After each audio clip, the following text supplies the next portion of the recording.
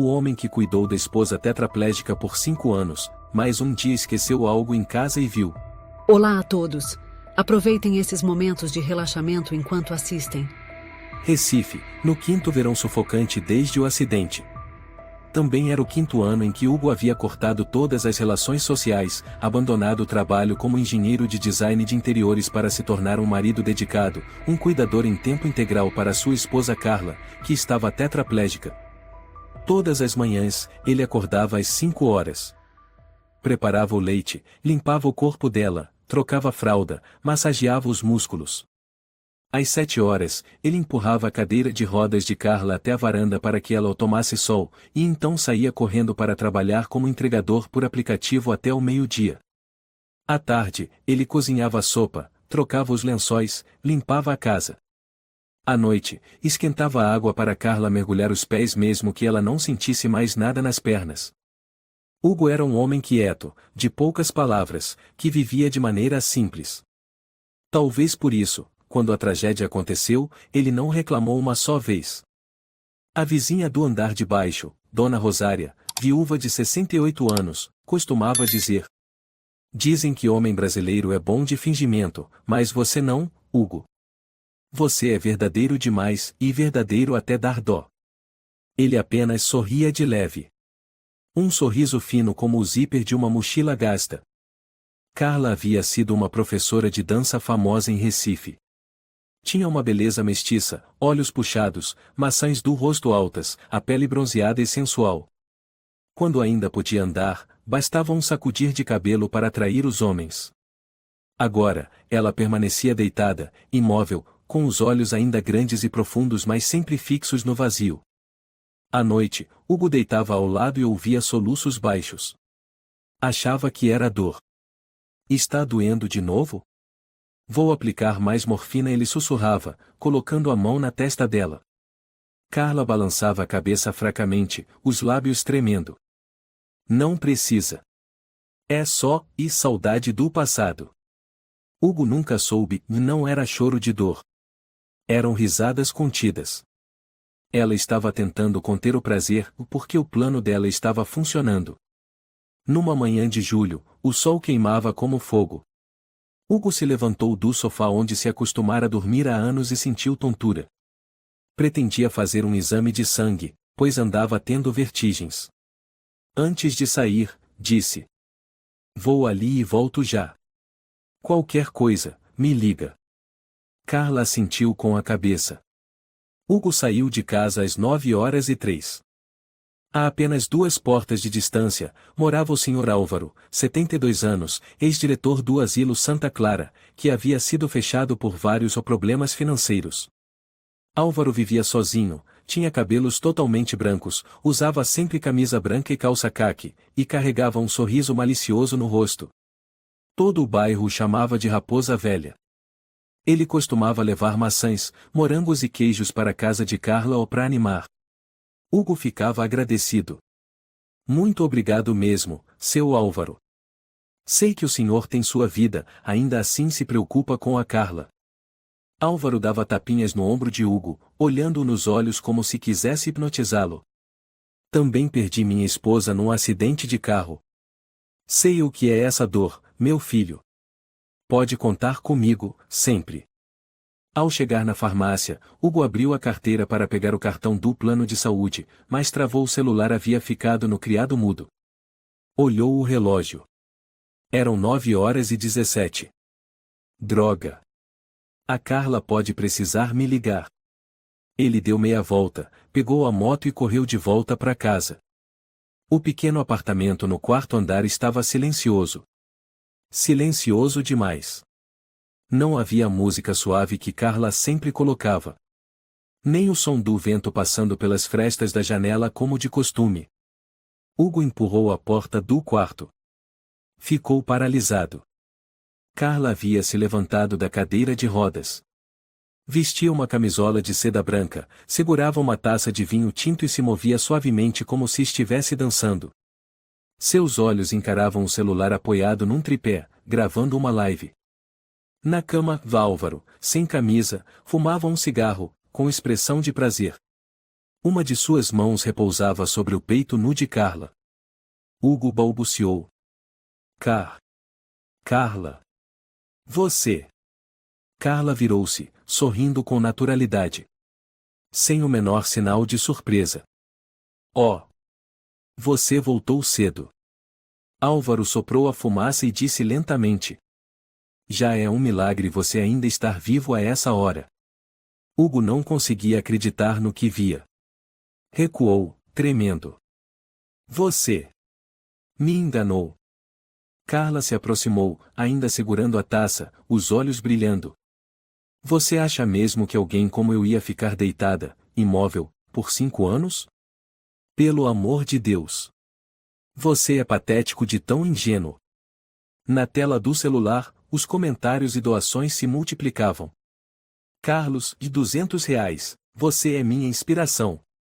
Marina, e R$ 50, força, minha linda. José Luiz, e R$ 1.000, me senti viva só de ver você levantar. Carla sentou-se no colo de Álvaro, virou-se para a câmera, e deu uma risadinha. Ele adora quando eu finjo ser tetraplégica. Tão bonitinha e tão sofrida, né? Álvaro bateu levemente na coxa dela, sorrindo malicioso. Mais gostosa que qualquer velha do asilo. Carla jogou a cabeça para trás e riu alto. 5 anos, Hugo. Finjo estar paralisada, finjo dor, finjo até sentimento. Por dinheiro, por carreira e porque eu sabia que você nunca desconfiaria. Hugo encostou-se à parede, suando em bicas. Não conseguia falar. Eu dediquei minha vida inteira a cuidar de você. Carla deu meia volta, vestindo o robe de seda que ele havia lhe dado no casamento. Disse devagar. Você foi um figurante excelente. Que tragédia seria completa sem um coitadinho? As doações vinham por pena de você, sabia? Álvaro gargalhou. Ele cuidou de você como um criado. 5 anos. E eu? Cuido em 5 minutos por vez. Carla aplaudiu. Essa é boa. Vou anotar para usar como legenda na próxima live. Hugo gritou. Eu vou chamar a polícia. Vocês vão pagar por isso. Carla ergueu a sobrancelha. Vai mesmo? E com que prova? Ah! Você se lembra dos papéis que assinou enquanto eu estava em coma? Ela puxou uma pasta de documentos. Este apartamento, a conta poupança, até o seguro de vida. Tudo agora está no meu nome. E você? Você não tem um centavo. Álvaro abriu o canivete de frutas. Já fui diretor de asilo. Sei como eliminar problemas. Tudo ficou embaçado para Hugo. Sua cabeça girava. Carla aproximou-se do seu ouvido e sussurrou. Você é só o pano de fundo. Um pano de fundo trágico perfeito. Nem adianta gritar. As janelas estão todas fechadas, disse Álvaro, girando o canivete prateado nas mãos. Hugo encostou-se ainda mais à parede. Estava pálido como cinza. Vocês fingiram paralisia, enganaram as pessoas por dinheiro. Como conseguem viver com isso? Carla bocejou, colocando a taça na mesa. É simples. Basta fechar os olhos, e a culpa some. Álvaro completou. Isso mesmo. Só idiotas como você ainda acham que ética importa. Carla se aproximou, o rosto bem perto do dele. Sabe quanto ganhamos por mês? Já teve dia de render mais de R$ 20.000. As pessoas adoram uma tragédia fake. Os homens sentem pena, as mulheres se inspiram. Ela sorriu, os olhos brilhando. Eu fiquei deitada e ganhei rios de dinheiro. Você se acabou por uma mentira. Hugo gritou. Eu vou expor tudo. Vou. Pá. Álvaro lhe deu um tapa tão forte que ele caiu no chão, sangrando pela boca. Eu já disse. Você ainda estar vivo é um milagre, idiota. Carla não reagiu. Apenas sentou-se na beira da cama, cruzou as pernas e pegou o controle da TV, ligou a música. A melodia do frevo preencheu o ar, abafando todos os sons. A transmissão ao vivo continuava. A câmera seguia posicionada exatamente como Carla havia planejado. Na tela, o título dizia: Um dia na vida de uma cadeirante, amor, esperança e superação. Carla se virou para a câmera, com os olhos marejados. Meu marido, e acho que ele não vai aguentar muito mais. Eu só quero viver e ser amada. Quem pode culpar uma mulher tetraplégica por desejar um pouco de calor humano? As doações continuavam chegando. Emília, R$ 100, chorei tanto, mana. Tomás, R$ 300, que marido horrível, larga ele, mulher. Renato, R$ 150, você é um anjo de verdade. Álvaro gargalhava. Olhou para Hugo e disse: Eu não entendo por que ela casou com você. Olhei para tua cara e já saquei o tipo de homem que cuida da mãe no asilo, resignado, sem graça e inútil. Hugo se levantou com esforço, o olhar vazio. Eu a amo. Carla se levantou, tocou o pescoço de Hugo e sussurrou: E é por isso que você sempre vai ser só um coadjuvante. Amor não basta. Tem que saber vender a dor. Alguns meses antes. No café o café mentira, o que significa a mentira, Carla estava sentada em frente a Álvaro, com um notebook aberto. Olha aqui, é assim que a gente coloca o link de doação via Patreon, e aqui é o Superchat. Podemos criar um OnlyFans privado também, mas eu não quero mostrar meu rosto. Álvaro deu um sorriso torto. Só aquelas pernas macias já fazem os marmanjos enlouquecerem. Carla colocou a mão sobre a coxa dele e riu. Deixa a parte sexy comigo. Você cuida da segurança. Usa VPN, cria conta offshore. Álvaro assentiu. Os olhos brilhavam como os de um predador que encontrou sua presa. E seu marido? Burro que só vendo. Basta eu gemer um pouco e ele já se ajoelha. Já fingi até convulsão, acredita? Se ele desconfiasse de você, o sol nascia no norte. De volta ao presente. Carla olhou para a lente da câmera, lágrimas escorrendo. Repetiu como uma atriz de teatro. Ele já não é mais o homem que eu amava. Ele tem ciúmes e quer me prender numa prisão de piedade. Hugo tremia. Você, tá transmitindo isso ao vivo? Carla piscou. Claro. O público quer ver um bom drama. Dona Rosária viu a live por acaso no iPad da neta e gritou: Meu Deus! Carla! Ela ligou imediatamente para o Sr. Luiz, presidente da Associação de Moradores, um homem severo. Luiz! Eu sei que costumo exagerar, mas dessa vez é real. A Carla, e ela levantou. Tá andando. Luiz franziu a testa. Vou acionar a polícia. Se for golpe, eles vão descobrir. Enquanto Carla e Álvaro estavam distraídos no show, ninguém notou que o celular de Hugo havia caído no chão e ainda transmitia ao vivo pelo app GLOCAN, uma plataforma voltada para entregadores documentarem seu dia a dia. A câmera captava tudo de baixo para cima, Carla em pé, Álvaro com uma faca na mão, os dois falando abertamente sobre o plano. O número de espectadores, que era pouco mais de 400, subiu para 8.000 em apenas 10 minutos. No Rio de Janeiro, um homem chamado Gabriel que havia doado R$ 3.000 para Carla quando perdeu a esposa em um acidente gritou no grupo de mensagens: Ela enganou a gente. Ela tá de pé. Ele imediatamente recortou o trecho da live e enviou para a polícia. Carla ainda não sabia. Continuava fingindo tremores diante de sua própria câmera. Meu marido, e tá ficando violento. Ele grita, quebra coisas, tô com medo. Álvaro olhou para ela, excitado. Hora de encerrar. Ele se aproximou de Hugo, faca em punho. Quer morrer rápido ou aos poucos? Hugo entrou em pânico. Tentou fugir, bateu na mesa e caiu no chão. O sangue escorria da testa. Carla gritou, no tempo certo. Socorro, e ele tá louco, e ele quer me matar. Naquele instante, o celular no chão vibrou com uma notificação do GLOCAN. Você está transmitindo para 12.300 espectadores. Álvaro recuou, viu a luz vermelha piscando. Que merda é essa? Carla se virou e empalideceu ao ver que a câmera de Hugo ainda estava ligada. Não. Impossível. Hugo murmurou, com sangue escorrendo da boca.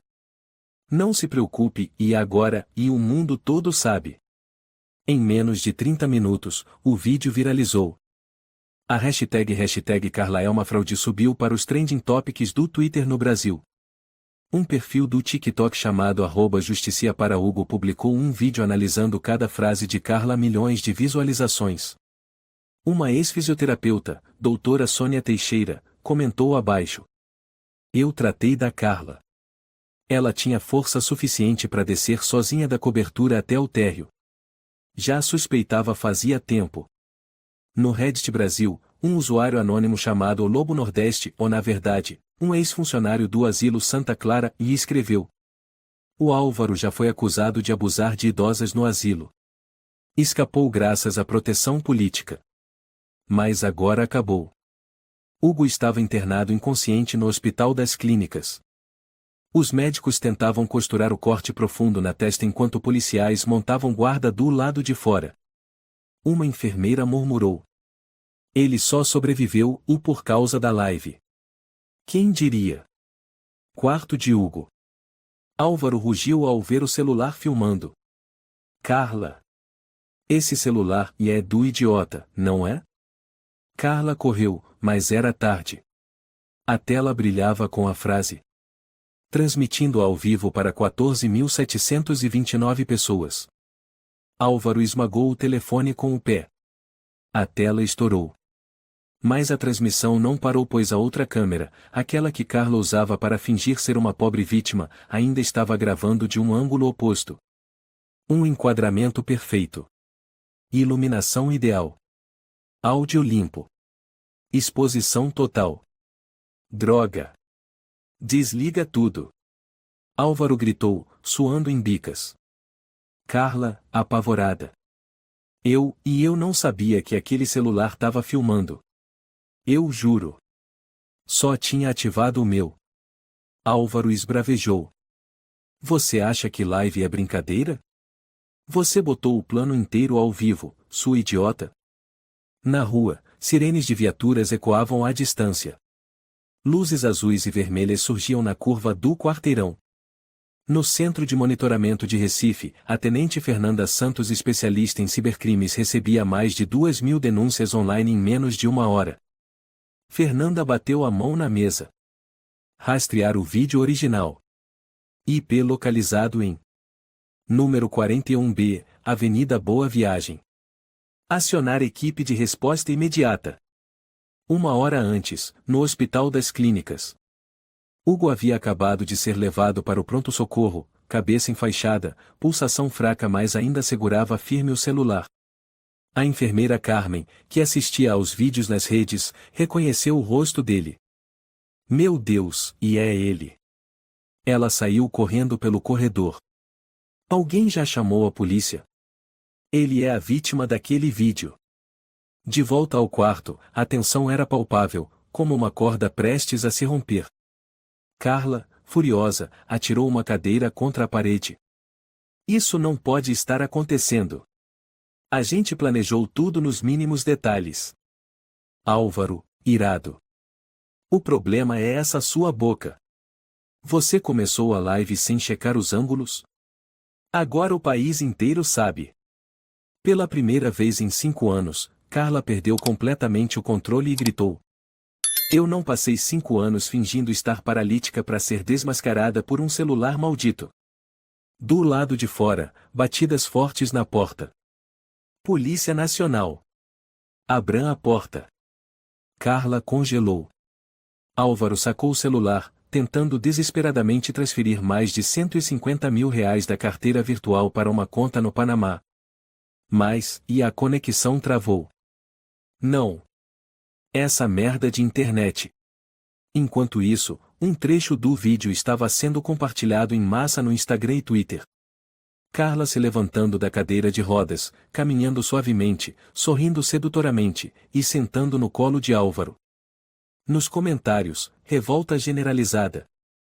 @Lúcia_Medina, ela está de pé. Eu doei 5 vezes achando que ela era tetraplégica. @Druiz_Gonçalves, sou médico. Quem realmente é tetraplégico não tem esse equilíbrio. @Pedro_T, mandei R$ 700 achando que ela era vítima. Quero entrar com processo. Num bar em Brasília, o youtuber famoso Renato, especializado em expor fraudes, assistia à tela do computador e iniciou uma live própria. Meus amigos, estamos presenciando o maior escândalo das redes sociais brasileiras este ano. Uma mulher que fingiu estar paralisada por 5 anos, arrecadando doações de milhares de pessoas. E tudo isso foi uma farsa. Essa é Carla Almeida. E ao lado dela, o Sr. Álvaro Barbosa, já investigado por abuso de idosos. Este vídeo é uma prova irrefutável. No edifício 41B, Avenida Boa Viagem. A polícia especial invade com arietes, armas empunhadas. Álvaro grita: "Vocês não podem me prender. Eu tenho direito ao silêncio." Carla tremia, tentando subir na cama e fingir estar imóvel. Um dos oficiais ordenou: "Desliga essa música. Prendam os dois. Recolham HDS, laptops e qualquer dispositivo de armazenamento." Durante a varredura, um jovem policial chamado Lucas Moreira abriu o notebook de Álvaro e encontrou uma pasta estranha. _arquivo_2015.zip. Ele gritou: "Tenente Fernanda. Isso pode ser o arquivo do Asilo Santa Clara." Fernanda abriu o arquivo. Lá estavam dezenas de fotos, vídeos escondidos de idosas, e trocas de e-mails entre Álvaro e um certo Dr. Eduardo Ribeiro, então diretor regional de saúde. Fernanda sussurrou entre os dentes: "Meu Deus, ele não é só um golpista. Ele é um monstro vestido de gente." De volta ao hospital, Hugo abriu os olhos. A luz branca do teto o cegava por um momento. Ao seu lado estavam a tenente Fernanda Santos e o médico-chefe. Hugo sussurrou: "Carla." "Álvaro." Fernanda assentiu. "Já estamos cuidando disso. Mas precisamos da senha do dispositivo com as provas." "Você se lembra?" Hugo assentiu lentamente. C4RL4W1TCH. Fernanda franziu o senho. "Então, e você já sabia?" Hugo sorriu pela primeira vez em anos. "Não. Mas eu suspeitava. E não queria morrer como um idiota." As redes sociais explodiram. Um vídeo editado mostrava a Carla rindo sentada no colo de Álvaro, intercalado com cenas de Hugo cuidando dela, enxugando suas lágrimas, beijando sua testa à noite, revoltando milhões de internautas. No Reddit, um usuário chamado Eduardo98, ex-aluno de Carla, publicou: "Eu tive aula de dança com ela. Sempre dizia: me quer fama? Aprenda a brincar com as lágrimas. Achei que era uma filosofia artística. Agora entendi." Na cela provisória, Carla pedia um advogado insistentemente, enquanto Álvaro permanecia em silêncio. Eles foram detidos por 48 horas para investigação por estelionato em organização criminosa, apropriação de bens públicos, tentativa de homicídio, obstrução de justiça e reabertura das acusações antigas contra Álvaro no caso Santa Clara. Enquanto isso, num pequeno café em Olinda, Lúcia, professora de yoga que doou R$ 50 para Carla, assistia ao vídeo de Hugo no hospital. Ela ficou em silêncio. "Eu acreditei na pessoa errada. Mas, e ele sobreviveu. E nunca reclamou." Um brilho nos olhos de Lúcia sugeria que uma nova jornada poderia surgir agora que a verdade veio à tona. Na manhã seguinte, na TV Globo, a âncora do telejornal da manhã, Marta Nunes, conhecida por sua voz grave e firme, iniciou a transmissão. "Meus senhores e minhas senhoras, o caso da chamada O Anja da Cama, ou melhor, a estelionatária Carla Almeida, está chocando o país. Confirmamos que a senhora Carla fingiu estar completamente paralisada por 5 anos para atrair compaixão e doações de dezenas de milhares de pessoas via Livestream. A seguir, um vídeo que dispensa comentários. A verdade se revela por si só. Cenas de Carla se levantando, andando, rindo, sentando no colo de Álvaro enquanto doações pipocavam na tela. De volta ao estúdio, o rosto de Marta estava de pedra. Enquanto milhares de pessoas economizavam cada centavo para ajudá-la, ela sorria. E gastava esse dinheiro ao lado de um homem já acusado de abusos em um asilo. Uma peça imunda. No TikTok, a hashtag Carla é uma fraude já ultrapassava 30 milhões de visualizações. Um clipe com Hugo massageando os pés de Carla, enxugando lágrimas, intercalado com a fala dela. Você é o pano de fundo perfeito para uma tragédia. Virou meme em todas as plataformas. A live de Renato, o youtuber especializado em exposições, atingiu 1,2 milhão de visualizações em apenas 4 horas. Ele convidou 2 entrevistados, o doutora Sônia Teixeira, fisioterapeuta, e Gabriel, o homem que havia doado R$3.000. Sônia declarou com firmeza. Eu testei os reflexos de Carla. Ela não só tem reflexos normais, como são rápidos. Quando deixei cair um instrumento de propósito, ela recuou a perna por instinto. E quando confrontei, ela fingiu não saber de nada. Renato perguntou. A senhora denunciou? Sônia assentiu. Enviei relatório à Associação Médica Regional. Nunca responderam. Talvez Carla tivesse proteção. Gabriel cerrou os punhos, a voz embargada. Minha esposa morreu num acidente. Eu achei que estava ajudando alguém que sofria como eu. Chorei vendo aquela mulher na cama.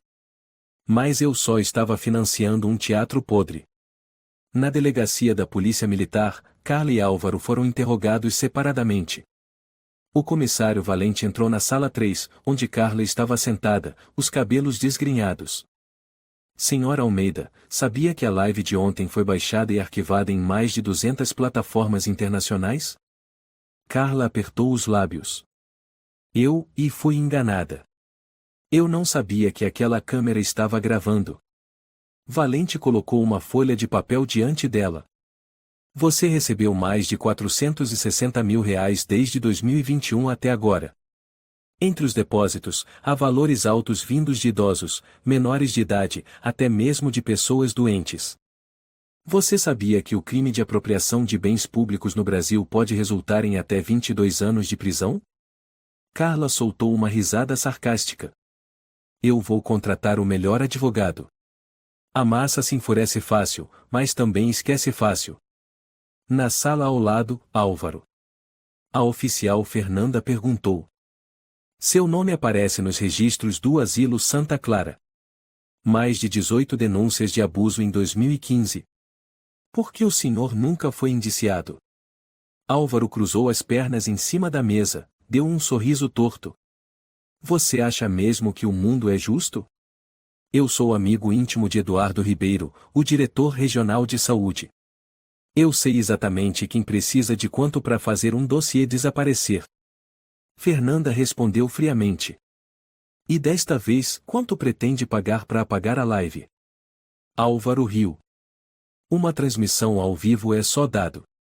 E dado, minha cara, se apaga. Pessoas também. Fernanda bateu a mão sobre a mesa. O senhor está ameaçando uma policial dentro da sala de interrogatório? Álvaro piscou calmamente. Eu só estou dizendo a verdade. Os fracos são eliminados. De volta ao hospital, Hugo ainda estava deitado na cama, mais lúcido. Ao lado dele, a advogada enviada por uma organização humanitária, Cristina Marques. Cristina, de estatura baixa e olhar firme, disse. Senhor Hugo, eu assisti a todos os vídeos. Com as provas que temos, o senhor pode entrar com ações civil e penal. Mas primeiro, preciso que me conte tudo em detalhes. Dia por dia. Todos os sinais estranhos. Hugo assentiu. Apertou os punhos. Eu me lembro, uma vez fui sacar dinheiro para comprar uma máquina de massagem, e notei que faltavam R$ 3.000 na conta. Ela disse que era por conta do hospital. Mas eu nunca vi nenhuma fatura. Já ouvi conversas dela à noite. Mas quando eu entrava no quarto, ela fingia estar dormindo. Eu fui ingênuo, porque achava que amar era confiar. Cristina escrevia rapidamente. Vamos solicitar o rastreio de todos os bens no nome dela. Talvez o senhor consiga justiça. Em Olinda, no Café da Luz. Lúcia, professora de yoga, conduzia uma pequena aula.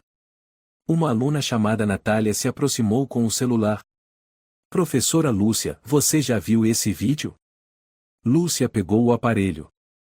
Era uma gravação de Hugo ajoelhado ao lado da cama de Carla, chorando, limpando o rosto dela com uma toalha quente. A voz dele ecoava no vídeo. Eu te amo, do jeito que for, eu continuo aqui. Natália sussurrou. Eu não acreditava que existia homem assim ainda hoje em dia. Lúcia se sentou pesadamente. O coração apertou, uma dor profunda subiu não por Carla, mas por alguém que amou demais. No gabinete do prefeito de Recife, o senhor José Silva analisava os relatórios da polícia. Precisamos fazer uma declaração pública. Senão, a imagem da cidade vai sofrer danos sérios. A vice-prefeita Isabel Gomes assentiu. Temos que enfatizar que Carla e Álvaro são casos isolados. E que esta cidade não protege criminosos. Na tarde do mesmo dia, Carla foi transferida para a penitenciária feminina de Curitiba. Ela passou pelos corredores das celas com um olhar arrogante. Uma detenta chamada Márcia, corpulenta e com os braços cobertos de tatuagens, a encarou e rosnou. Essa aí é o anjo da live? Uma risada desprezível veio da cela ao lado. Ouvi dizer que fingiu ser tetraplégica para ganhar dinheiro? Esperta, hein? Carla não respondeu. Mas, pela primeira vez, o olhar dela mostrava medo. Naquela noite, Álvaro estava em cela isolada e escura. Ele murmurava no escuro. Preciso de uma rota de fuga. Alguém lá fora ainda é fiel. Ele puxou um pequeno chip SIM escondido no cós da calça, tentando encaixá-lo num adaptador USB escondido no cinto. Eduardo, você me deve. Em Brasília, no Ministério da Justiça. O promotor Joaquim Alves recebeu um dossiê volumoso marcado com tinta vermelha. Caso Carla e Álvaro, e estelionato e tentativa de homicídio. Ele disse ao assistente. Vamos transformar este caso em modelo. O Brasil precisa de um aviso claro contra quem abusa da boa-fé alheia.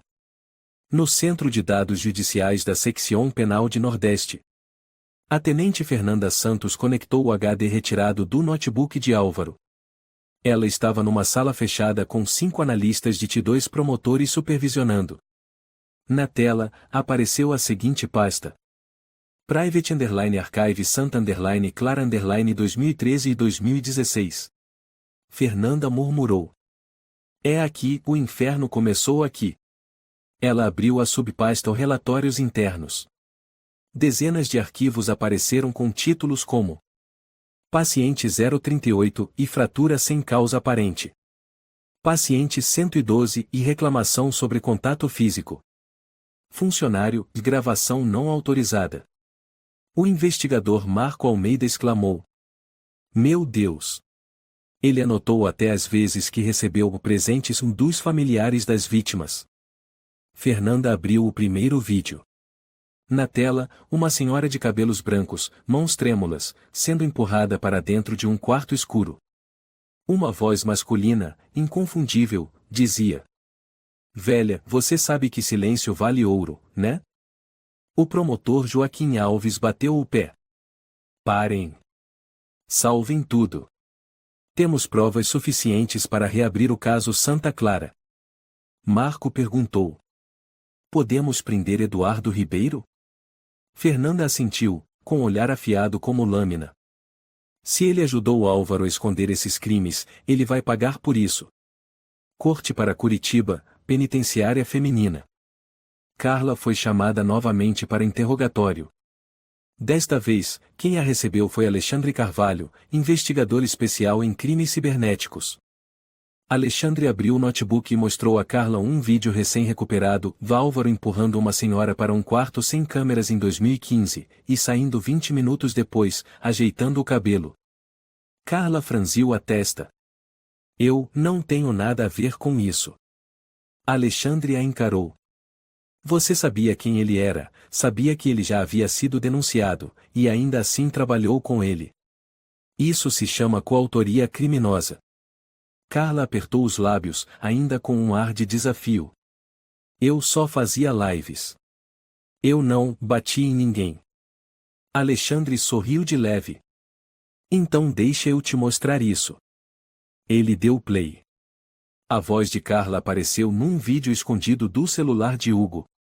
Eu finjo estar paralítica há 5 anos. Pelo dinheiro, pela carreira e porque eu sei que o Hugo nunca duvidaria. Eu sei como manipular a compaixão. Carla congelou. Alexandre falou, com uma frieza inédita. Você será julgada como uma golpista profissional. E os brasileiros lembrarão de você como uma vergonha nacional.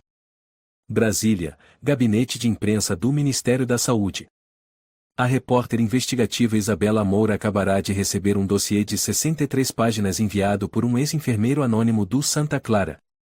Dentro dele, havia depoimentos, fotos da escala de plantão e atas internas que haviam sido suprimidas.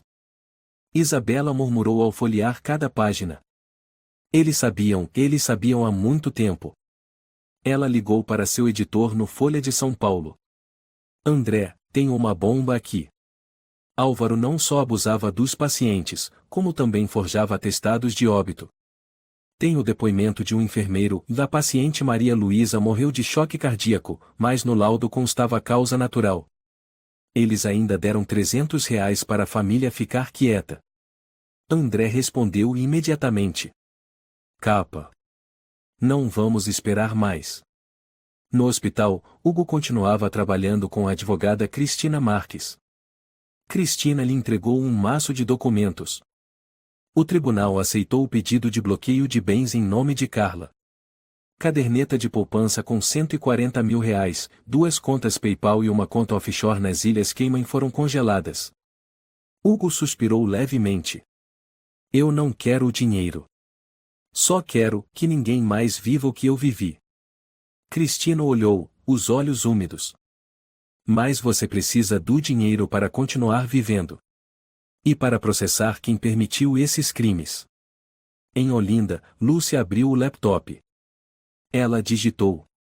Julgamento ao vivo de Carla Almeida. Imediatamente, dezenas de resultados apareceram: notícias, vídeos analíticos, transmissões comentadas. Ela clicou num vídeo. Renato fazia uma linha do tempo do caso, com imagens de Hugo limpando silenciosamente o corpo de Carla. Renato dizia: nem toda mentira mata. Mas uma mentira sustentada por 5 anos, explorando a emoção coletiva, isso sim é crime. Lúcia sussurrou. Ele continua calado, mas o mundo está falando por ele. Tarde da noite. Cela isolada de Álvaro. Ele segurava um pedaço de papel manuscrito com apenas 2 linhas. Eduardo, você prometeu me proteger. Agora é a hora de provar. Ah! Álvaro escondeu o bilhete entre as fatias de um sanduíche. Um guarda chamado Paulo, que trocava de turno, era o intermediário ex-funcionário do Santa Clara, já beneficiado por Álvaro. Paulo pegou o sanduíche e assentiu. Ninguém percebeu. Na manhã seguinte, no antigo gabinete do diretor regional de saúde, Eduardo Ribeiro. Eduardo estava em reunião com um grupo de advogados quando o assistente entrou com o exemplar matinal da Folha de São Paulo. A manchete em letras garrafais. Abusos no Instituto Santa Clara, de conivência do diretor regional? Eduardo ficou atônito. Suava em bicas. Liguem pro Álvaro. Agora. O assistente respondeu baixinho. O senhor Álvaro está em isolamento. E a polícia militar já solicitou mandado de busca para sua residência. Eduardo bateu na mesa. Aquelas hienas. Eu salvei aquele homem. Agora ele quer me arrastar junto? Naquele momento, Fernanda Santos e o promotor Joaquim apareceram na casa de Eduardo com o mandado. Fernanda entregou o papel. Temos provas de que o senhor recebeu dinheiro de Álvaro Barbosa para pagar registros de denúncias no Santa Clara. Eduardo riu sem graça. Aqueles arquivos podres contam como prova. Joaquim respondeu com firmeza. Quando as vítimas são idosos, eles não conseguem falar. Mas hoje, a sociedade fala por eles. De volta ao presídio. Álvaro foi convocado para mais um interrogatório. A tenente Fernanda entrou e jogou o jornal Folha de São Paulo sobre a mesa. Seu amigo Eduardo Ribeiro foi oficialmente afastado. E ele já confessou todos os valores e as cartas trocadas entre vocês. Álvaro sorriu com desprezo. Ótimo. Mas você esqueceu de uma coisa. Fernanda apertou os olhos. O quê? Álvaro ergueu o rosto e riu alto. Eu nunca me arrependi. Só lamento não ter feito mais. Fernanda se levantou, fria como gelo. O senhor terá bastante tempo para lamentar. 25 anos, no mínimo. Naquela noite, no canal São Paulo 3, no programa O Por um Coração Bondoso. Sob os holofotes do estúdio, Carla Almeida aparecia pela primeira vez desde o escândalo. Maquiagem leve, vestido cinza simples, olhar melancólico. Ela era escoltada por 2 agentes do presídio, com algemas escondidas sob a blusa. A apresentadora Beatriz Monteiro voltou-se para a câmera. Sabemos que o caso de Carla Almeida causou comoção nacional. Hoje, ela quer dizer algo ao país. Beatriz olhou para Carla, com voz suave. Carla, por que você fez isso? Carla respirou fundo. Sua voz saía embargada, como um lamento trágico. Eu errei. Eu tinha medo de ser esquecida. Eu fui bailarina. Depois do acidente, a cadeira de rodas, eu senti que tinha morrido por dentro. Peço desculpas às pessoas que acreditaram em mim. De verdade. Milhões assistiam ao vivo. Mas, em sua maioria, sem piedade. Os comentários inundaram as plataformas. @Marta_Moraes, Bela não está pedindo desculpas pelo que fez. Está pedindo desculpas por ter sido pega. @Helena_Luz, eu era fã da Carla. Agora tenho nojo de mim mesma. @Carlos_Rodrigues, lágrimas de uma atriz não têm valor nenhum. Nos bastidores do estúdio, o diretor sussurrou para Beatriz. Recebemos o pagamento dos organizadores para dar essa chance de redenção com ela. Mas não se deixe manipular. O público não é burro. Beatriz assentiu, cerrando os punhos sob a mesa. Enquanto isso, na penitenciária masculina de Curitiba, Álvaro estava na sala de interrogatório. O oficial valente colocou sobre a mesa uma cópia de um passaporte falso, uma passagem de trem para Portugal e um cartão bancário novo ainda não ativado. O senhor planejava sair do Brasil com a identidade de Álvaro Henrique Silva, morto em 2019. Mesma época em que o vídeo da live viralizou. Álvaro deu de ombros. Não tenho mais futuro aqui. Só queria paz. Valente inclinou a cabeça. Depois de tudo, ainda acha que merece recomeçar? Dezenas de idosas morreram em silêncio. Hugo quase morreu por confiar na esposa. E o senhor? Ainda quer recomeçar? Álvaro apertou os lábios e soltou uma frase. É instinto de sobrevivência. Os fortes sobrevivem. Ao mesmo tempo, no Hospital das Clínicas. O quarto 305 permanecia em silêncio. Hugo abriu os olhos pela segunda vez naquele dia. O monitor cardíaco apitava arritmado. Ao lado dele estavam a advogada Cristina Marques e a policial Fernanda Santos. Cristina se inclinou e perguntou. Senhor Hugo, o senhor se lembra de algo? Já consegue falar? Hugo assentiu devagar. Sua voz rouca como pedra raspando. As câmeras gravaram tudo no servidor antigo. Fernanda pegou rapidamente o caderno de anotações. Você disse que havia câmeras dentro de casa? Existe backup dos dados? Hugo arfou. No dia em que a Carla fingiu desmaiar, eu reinstalei o sistema antigo. Porque eu já suspeitava há tempos. Cristina perguntou. Você tem a senha?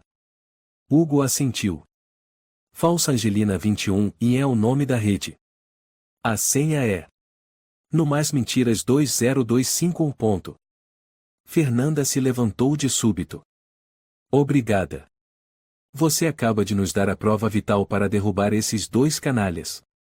Centro de Coordenação da Polícia Militar do Recife. Fernanda e a equipe técnica acessaram o servidor de backup da casa de Hugo. Após alguns comandos, conseguiram entrar no histórico de gravações ocultas dos últimos 5 anos. O técnico Martins exclamou. São 638 horas de vídeo que nunca foram apagadas. Eles retrocederam até o dia em que Carla o desmaiou, em 2020. Hugo havia instalado a câmera em ângulo invertido do lado oposto da cama. Estava claro. Carla despertou após 3 horas, levantou-se sozinha, bebeu água, e depois voltou a se deitar na pose de paralisada. Martins ficou chocado. Ela atua como profissional, cada respiração, cada convulsão fingida. Fernanda murmurou entre os dentes.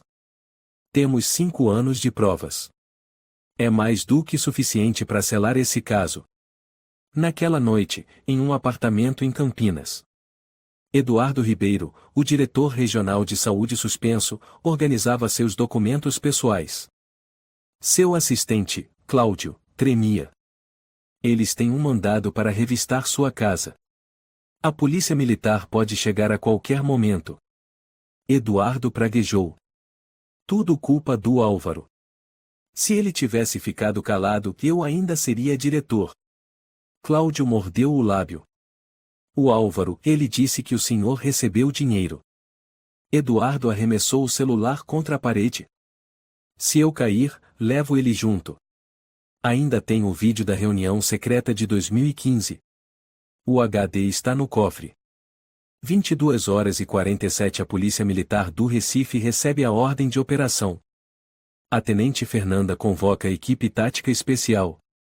Objetivos: Carla está no presídio feminino, com indícios de falso testemunho. Álvaro tenta fugir. E Eduardo pode destruir provas. Dividiremos em 3 frentes. À meia-noite em ponto. Sem dar chance de reação. A equipe respondeu em uníssono. Entendido. Ao mesmo tempo, no presídio feminino de Curitiba. Carla estava deitada, olhos arregalados na escuridão. Ela encarava o teto, as mãos tremiam. Em sua mão havia um pequeno bilhete com a frase: Esta noite. Se quiser viver. Fique calada. Era caligrafia de Álvaro. Enviado por uma detenta intermediária. Carla sussurrou para si mesma. Você vai me matar? Ou me calar antes do julgamento? Na cela isolada, Álvaro começava a engolir comprimidos para dormir. Na mão, um tablete branco esmagado encenava a tentativa de suicídio para adiar o julgamento. Paulo, o ex-vigilante do asilo Santa Clara, agora policial de plantão, entrou para checar e disse friamente: Vai morrer agora? Eu conheço esse truque desde o asilo. Álvaro sorriu de lado. Não vou morrer. Só tirar um cochilo antes do tribunal. 23h59 O farol da viatura iluminava diretamente o apartamento de Eduardo Ribeiro. Lá dentro, Eduardo acabava de abrir o cofre. Antes que pudesse pegar o HD com o vídeo da reunião secreta, a porta foi arrombada. Fernanda gritou. Mãos ao alto. Polícia. Eduardo ficou paralisado. Olhar perdido. 0h03 Carla foi retirada da cela. Ainda segurava o bilhete de Álvaro. Pela primeira vez, o medo era real. 0h09 Hugo estava deitado em silêncio no quarto do hospital. A TV exibia imagens da ex-esposa chorando na televisão. Cristina aproximou-se e disse baixinho: Estamos prestes a fechar o caso. Esta noite é a última noite da mentira. Hugo fechou os olhos, murmurou. Você sabe que nem a melhor atuação salva uma consciência podre? 0h22 A polícia especial invadiu o presídio de Curitiba. O som das botas ecoava pelos corredores. A porta da cela se abriu com força. O oficial Jorge Pereira, líder da operação, gritou. Carla Almeida, você será transferida imediatamente para novo interrogatório por ordem do Tribunal de São Paulo. Carla levantou a cabeça. Os olhos inchados, as bochechas borradas de rímel. Eu tô cooperando. Jorge respondeu duro. Você não cooperou. Você atuou. E sua atuação termina hoje à noite. 0h34 Quartel da Polícia Militar. Carla foi levada para uma sala de interrogatório com paredes de vidro. Atrás do espelho unidirecional, estavam o promotor Joaquim Alves, a tenente Fernanda e a advogada Cristina, observando. Diante de Carla, uma lista com 23 acusações criminais, em negrito. Estelionato digital. Apropriação de bens públicos. Tentativa de homicídio. Falsificação de documentos. Associação com abusadores. O oficial Alexandre Carvalho bateu levemente na mesa. Carla, você sabe a pena para cada um desses crimes? Carla deu um sorriso amargo. Acha que vou chorar? Essas palavras não me assustam. Alexandre inclinou a cabeça. Não estamos tentando assustar. Mas você vai se autodestruir ao assistir isso. Ele deu play num vídeo extraído do servidor de Hugo, instalado 5 anos antes. Carla levantava da cama às 3 horas da manhã, no dia 14 de setembro de 2021. Ia até a geladeira, pegava uma caixa de leite, sorria, murmurava. Quanto mais sofrimento, mais dó, e exatamente como o livro dizia. Então executava alguns passos de dança no meio da sala. Carla encarava a tela. As mãos começaram a tremer. Alexandre empurrou o dossiê para ela. Você tem o direito de confessar para tentar reduzir a pena. Caso contrário, esse vídeo será exibido no tribunal e transmitido em rede nacional. Carla rangiu os dentes, os olhos marejados. A gente só estava encenando. Como todos os programas de TV de vocês fazem todo dia. 0h46 O antigo apartamento de Álvaro foi alvo de nova busca. A tenente Fernanda comandava o técnico Luciano, que acabará de encontrar um mini USB escondido na moldura de um quadro. Luciano exclamou. Consegui. Ele é burro. Escondeu bem, mas exatamente onde o scanner térmico pega fácil. O USB foi inserido no computador forense. Um arquivo apareceu. Testemunha Santa Clara. Conteúdo: uma ex-funcionária do asilo, Dona Helena Santos, 63 anos, em pé no centro da sala de reunião, chorando. Eu não aguento mais. O Sr. Álvaro tocava na Dona Ana todas as noites. Eu ouvi ela implorando. Falei com a chefe de enfermagem. Eles disseram: cale a boca, ou perca o emprego. Tenho uma filha pequena. Fiquei em silêncio. Eu errei. Eu errei. O vídeo termina com Álvaro rindo com desprezo, dizendo claramente: ninguém acredita em velha morrendo. Aqui, eu sou Deus. 1h12 Hugo acorda pela terceira vez na noite. A TV do quarto exibia novamente a reportagem da TV Globo. O rosto de Carla aparecia com a legenda em destaque. Polícia encontra novas provas. A transmissão ao vivo não foi só uma farsa. A advogada Cristina, sentada ao lado, perguntou suavemente: você sente que a justiça está voltando? Hugo não respondeu imediatamente. Depois de um tempo, disse em voz baixa: sinto vazio. Como um teatro depois do último ato. Cristina ficou em silêncio. 1h27 Delegacia do 3º Distrito Policial de São Paulo. Carla estava sentada sozinha na sala de espera, algemada à cadeira. A policial de plantão, Raquel Martins, entrou e colocou uma marmita sobre a mesa. Coma. Amanhã cedo você vai para o tribunal. Carla olhou para a marmita como se fosse uma sentença de morte. Depois murmurou. Eu achava que era a vítima. Que merecia compaixão. Raquel a olhou, sem raiva, apenas cansada. Você pode começar ficando calada. 1h49 Presídio Masculino de Curitiba. Álvaro foi acordado. A luz foi acesa diretamente em seu rosto. O oficial de plantão disse: levante-se. Último depoimento. Álvaro saiu da cela, com o rosto frio como pedra. Ele se virou, olhou pela fresta da porta da cela e sorriu. Até mais, Paulo. Guarda minha cama aí. O antigo vigilante do Santa Clara, agora guarda prisional, não respondeu. Apenas observou Álvaro partir, com olhar vazio. 2h05 Centro de Dados da Polícia Militar. Fernanda e Joaquim estavam sentados com a equipe técnica, reunindo todas as provas em um dossiê digital com o código O Caso Hugo. Joaquim bateu com os dedos na mesa. Temos câmeras escondidas da casa de Hugo. Pendrive da casa de Álvaro. Depoimento da testemunha do Santa Clara. Provas de estelionato online. Tentativa de homicídio contra Hugo. Bens não declarados nas Ilhas Cayman e na Suíça. Sem contar mais de 7.000 cidadãos pedindo uma ação coletiva. Fernanda assentiu. Só falta uma coisa. Joaquim perguntou. O quê? Fernanda olhou para o relógio de parede. O mandado de prisão oficial. Temos 6 horas para apresentar tudo ao tribunal. 2h37 Sala de plantão. A oficial encarregada das redes sociais, Lorena Oliveira, atualizou as estatísticas. Tenente, a hashtag Salvem Hugo já ultrapassou 60 milhões de acessos. E os usuários estão compartilhando a foto de Hugo com a legenda "O homem que sobreviveu ao inferno".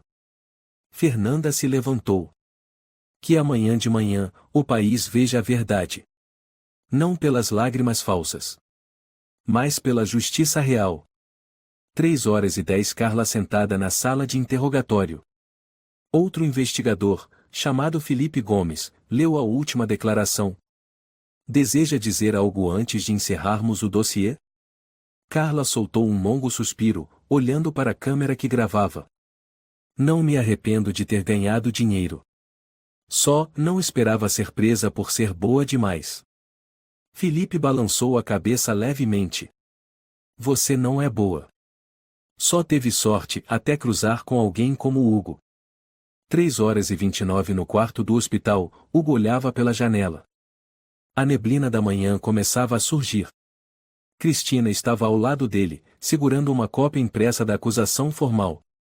Acredito que a Carla vai pegar até 22 anos. O Álvaro, no mínimo 25.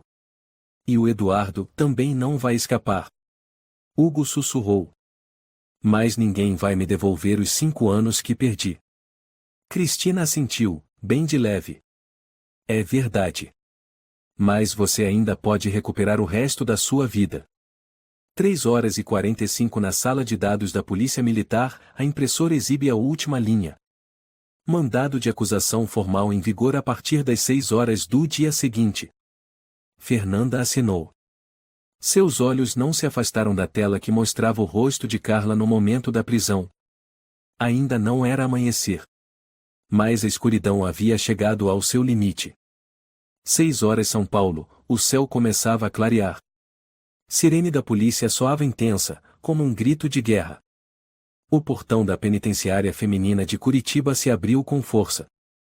Carla Almeida foi escoltada até um carro blindado, algemada, cabeça baixa. Já não usava blusas que deixavam os ombros à mostra, nem olhares calculados agora, era apenas uma acusada sendo levada à luz da verdade. À distância, alguns jornalistas já aguardavam. Carla. É verdade que você fingiu paralisia total durante 5 anos? Tem algo a dizer às pessoas que confiaram em você? Você se arrepende de ter traído seu marido? Carla permaneceu em silêncio. Pela primeira vez, um silêncio verdadeiro.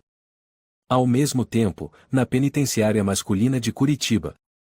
Álvaro Barbosa, vestindo o uniforme listrado cinza, saiu de sua cela com a postura ainda erguida. O oficial valente o aguardava. Sem sorrisos. Sem piadas. O senhor será levado a São Paulo para depor perante o promotor Joaquim Alves. Seu advogado o encontrará na sede. Álvaro olhou para Valente, com um leve sorriso torto. Aquela garota. Carla, e atuou melhor do que eu esperava. Mas se não fosse por mim, ela ainda seria só uma professora de dança barata. Valente respondeu, com frieza. Então parabéns. Agora vocês dois são famosos e como um casal de golpistas doentios. 8h17 Sede do Tribunal Superior de São Paulo. A polícia levou Carla e Álvaro para 2 salas separadas para colher os últimos depoimentos. Na sala principal, o público começou a se aglomerar desde as 7 horas da manhã para acompanhar o julgamento, mesmo que fosse apenas pelo telão na área pública. Uma jovem chamada Sofia segurava a mão da mãe e sussurrava. Mãe, lembra? Eu chorei assistindo às lives da Carla. Achei que ela era um símbolo de superação. A mãe apertou de leve a mão da filha. Um dia todos aprendem a lição. Nunca confie em uma tragédia bem encenada. 9h02 Sala de audiência número 3. Câmeras posicionadas corretamente. Acima do púlpito do juiz, o símbolo da justiça brasileira brilhava sob a luz da manhã. O promotor Joaquim Alves levantou-se e iniciou a apresentação. Excelência, hoje não julgamos apenas 2 réus. Julgamos o abuso da confiança, a distorção da empatia e a transformação da dor em lucro. Carla Almeida fingiu paralisia por 5 anos, mentiu para o marido, para o público, e arrecadou mais de R$ 460 mil por meio de doações voluntárias. Álvaro Barbosa, cúmplice, foi diretor do Asilo Santa Clara, onde pelo menos 7 idosos morreram sob circunstâncias suspeitas. Essas 2 pessoas não só enganaram. Elas conspiraram para assassinar Hugo Almeida, o marido que sacrificou tudo. Nas cadeiras reservadas ao público, Hugo estava sentado ao lado da advogada Cristina. Vestia uma camisa branca, com sinais de raspagem no couro cabeludo devido à cirurgia cerebral. Seu olhar não expressava ódio, apenas silêncio como alguém que saiu do inferno e agora encarava a luz. Cristina inclinou a cabeça e perguntou baixinho. Você está bem? Hugo assentiu de leve. Não quero mais olhar para eles. Quero olhar para aqueles que se levantaram por mim. 10h11 As provas começaram a ser exibidas. Vídeo de Carla se levantando de madrugada e cozinhando sozinha. Gravação de Álvaro no Asilo Santa Clara, ameaçando testemunhas. Conta bancária secreta nas Ilhas Cayman. Confissão de Hugo durante a transmissão ao vivo. A sala ficou em absoluto silêncio. O juiz João Souza, conhecido por sua rigidez, interrompeu após o 5º vídeo. Essas provas, por si só, já seriam suficientes para condenar os réus por muitos anos. E ainda nem começamos com as testemunhas. Primeira testemunha e doutora Sônia Teixeira. Sônia subiu ao púlpito segurando uma avaliação médica de 2022. Confirmo, Carla tinha plena capacidade motora. Todos os reflexos estavam preservados. Fingir paralisia foi uma escolha consciente e intencional. O advogado de Carla tentou argumentar. A senhora tem provas de que Carla não sofreu nenhuma sequela neurológica. Sônia respondeu imediatamente. Ela reagia normalmente à dor, tinha contrações musculares adequadas e uma vez me deu um chute certeiro quando me aproximei com uma seringa. Próxima testemunha, Dona Rosária, vizinha debaixo de Hugo. Rosária subiu lentamente, apoiada em sua bengala. Seus olhos estavam vermelhos. Eu achava que a Carla era uma pobre coitada. Cheguei a levar sopa para ela. Mas eu ouvia risadas durante a noite.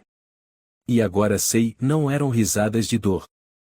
Sinto pena do Hugo. Ele vivia como um fantasma.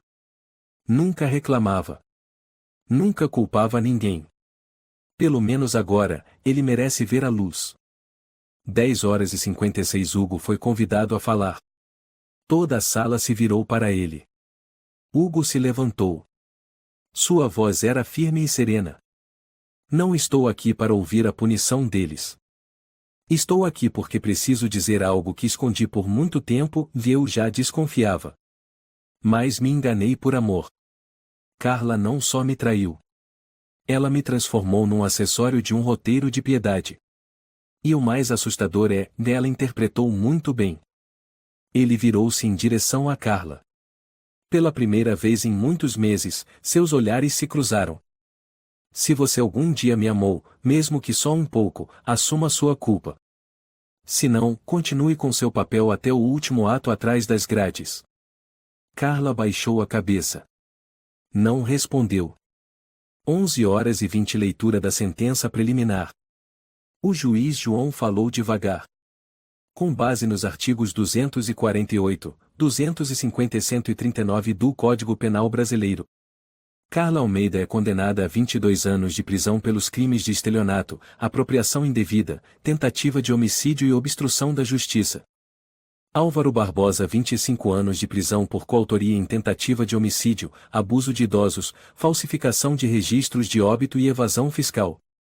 Ambos devem restituir integralmente os valores recebidos de forma ilícita, totalizando R$ 463.400.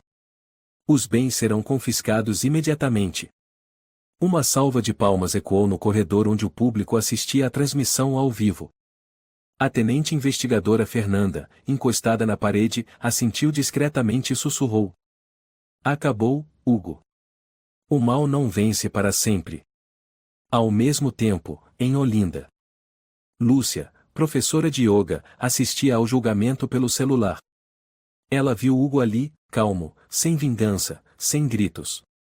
Apenas uma firmeza gentil. Alguém assim não merece sofrer nem mais um minuto. 12h02 Hugo deixou o tribunal. A luz do meio-dia banhava seus ombros. Cristina perguntou. E agora, o que você quer fazer? Hugo respondeu baixinho. Quero viver. Sem lives. Sem cenas. Sem fingimento. 1 ano depois. Olinda, terra de luz, das casas brancas como marfim e do céu infinitamente azul. Numa casinha na encosta do Alto da Sé, Hugo Almeida vivia uma nova vida. Não havia mais luzes de Livestreão. Não havia mais o som das rodas de cadeira de rodas rangendo pela madrugada. Não havia mais mentiras repetidas a cada manhã. Ele vivia ensinando marcenaria para crianças em um centro cultural local. O nome da oficina era Feito com Amor. Naquela manhã, Hugo estava esculpindo um pequeno pedaço de madeira na forma de uma coruja para um menino chamado Mateus. Olha, disse ele, as asas precisam ser simétricas, mas se você errar um pouco, ainda assim é uma coruja. Desde que você acredite que ela pode voar. Mateus exclamou. Professor Hugo, o senhor conta histórias tão bem. Ele sorriu, os olhos suaves. É porque eu vivi dentro de uma história que eu mesmo não escrevi. À tarde, o Centro Cultural organizou uma sessão de autógrafos. O livro de estreia de Hugo foi lançado em todo o Brasil e traduzido para 8 idiomas. O título: A Esposa Farsante e o Velho Vizinho Diabólico. O livro não era apenas uma autobiografia. Era uma declaração sobre como sobreviver à traição sem transformar o próprio coração em pedra. A imprensa apareceu. Um repórter perguntou. Senhor Hugo, por que o senhor não processou a editora que comprou os direitos da Livestreão da Carla? Hugo apenas respondeu. Não estou procurando quem me devolva a minha bondade. Só quero reencontrar a mim mesmo. No fim da sessão de autógrafos, uma mulher estava na última posição da fila. Ela usava um suéter branco, cabelo preso, sem maquiagem, e segurava uma cópia em brochura já um pouco gasta. O nome dela era Lúcia Teixeira, professora de yoga em Olinda. Ela se aproximou, colocou o livro diante de Hugo.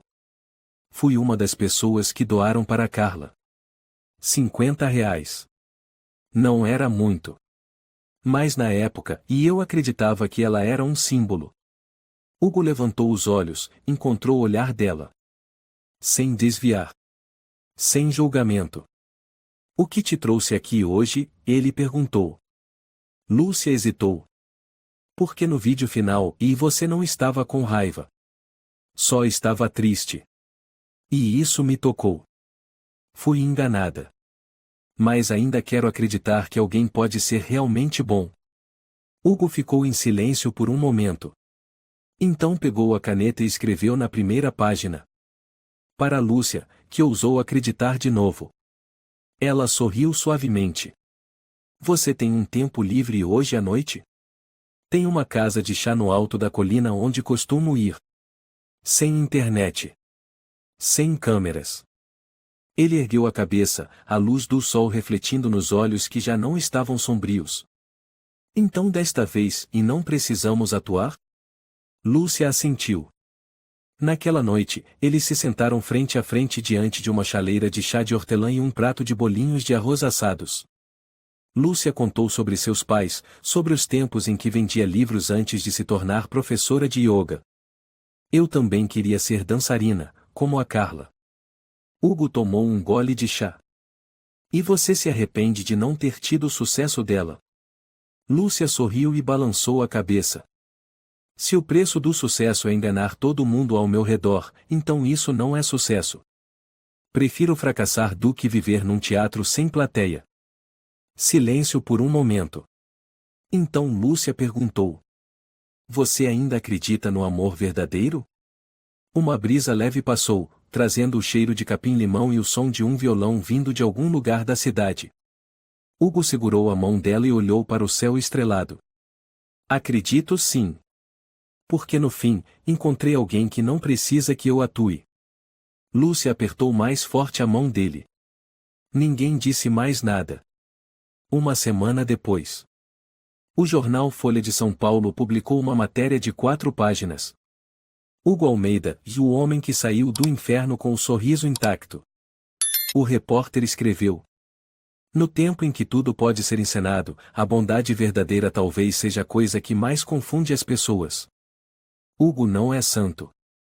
Já sentiu ciúmes, já duvidou, já foi fraco. Mas escolheu não se vingar.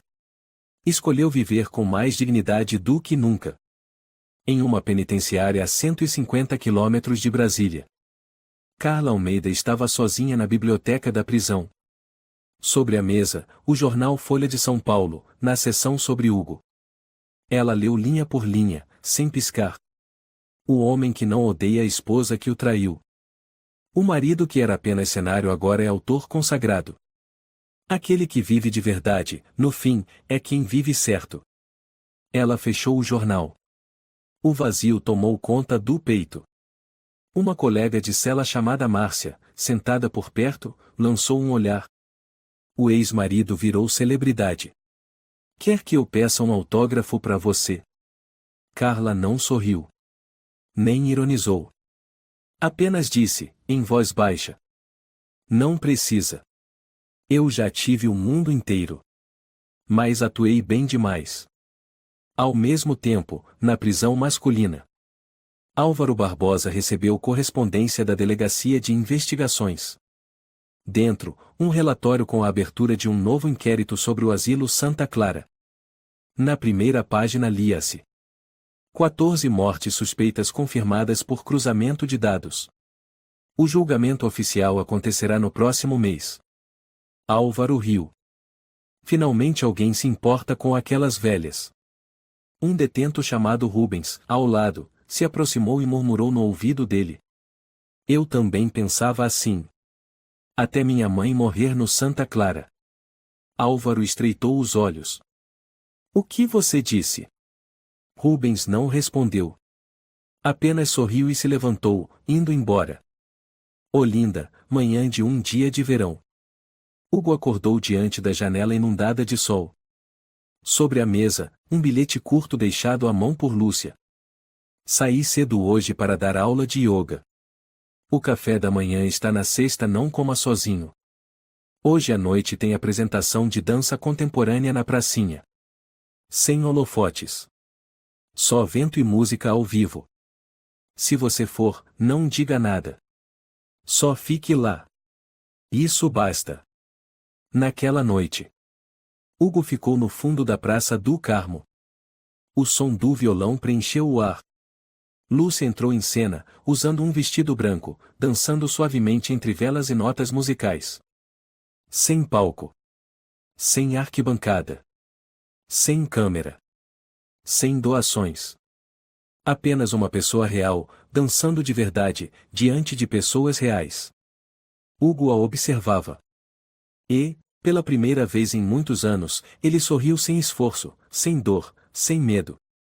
A história é um alerta profundo sobre como a bondade não deve ser usada como ferramenta, e que o amor verdadeiro não pode existir sustentado por mentiras. Mesmo traído, o ser humano pode se reerguer, viver com dignidade e não perder sua essência. Ela também enfatiza que a justiça pode tardar, mas não falhe e que, no fim, a verdade sempre prevalece.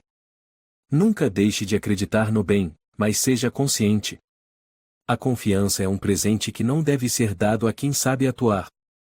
E o amor verdadeiro é aquele que não precisa de palco. Se você gostou desta história, convidamos você a dar um like e se inscrever em nosso canal.